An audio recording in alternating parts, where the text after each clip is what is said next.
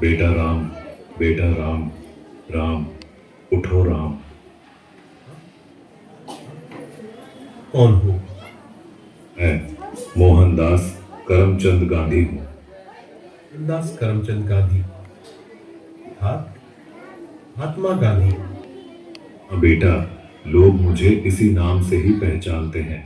बेटा इधर आओ, तुम क्यों उदास लग रहे हो?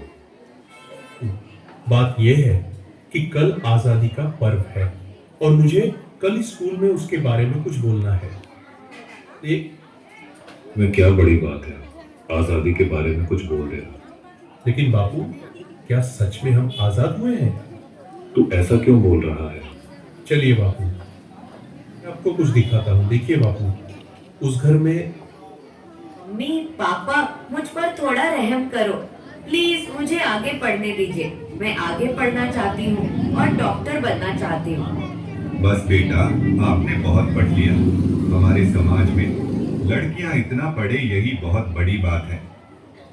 ना लिखना छोड़ो और अपनी शादी के बारे में सोचो।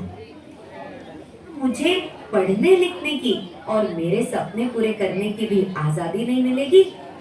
आइए बापू, उस घर में भी देखते हैं। मेहरबानी करके आप यह व्यसन छोड़ दो और घर में भी ध्यान दिया करो। अब हमारे घर में खाने के लिए अनाज का दाना भी नहीं है। सब कुछ मुझे नहीं पता, बस मुझे पैसे दो। मेरा शरीर कांप रहा है और दिमाग काम नहीं कर रहा है। अब जल्दी पैसे दो, मुझे देर हो रही है।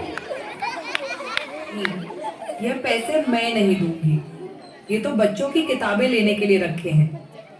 क्या आप मुझे पैसे दो? यहाँ से हटो, मुझे जाने दो। ईश्वर, मेरे पति की इस व्यसन की आदत से मुझे कब आजादी मिलेगी? और आगे चलिए, मैं आपको एक रिश्वतखोर अधिकारी बताता हूँ।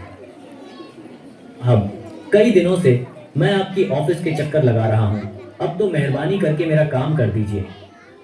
भाई, कितनी बार बोलूं तुझे, तेरा काम बहुत कठिन है और बड़े साहब मना कर रहे हैं। तुझे जो समझाया है ऐसे करो ना भाई। लेकिन साहब, मेरे सभी कागज ठीक है और मैं अपना हक पाने का हकदार हूँ, तो मैं रिश्वत क्यों दूँ? तब तो सत्यवादी हरिश्चंद्र बनकर तुम्हारी सब फाइलों को लेकर इधर उधर फिरते रहो, जाओ, तुम्हारा काम नहीं होगा। ईश्वर, हमारे जैसे ईमानदार लोगों को ऐसे रिश्वतखोर अधिकारियों से कब आज़ादी मिलेगी? चलो बापू आगे।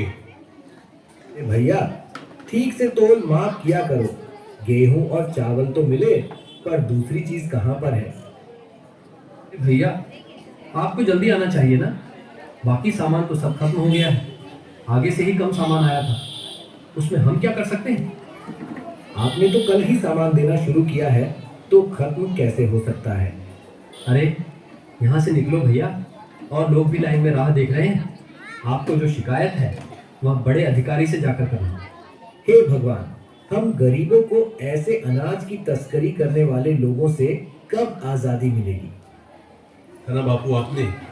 क्या आपको लग रहा है कि सच में हमारा देश आजाद हुआ है?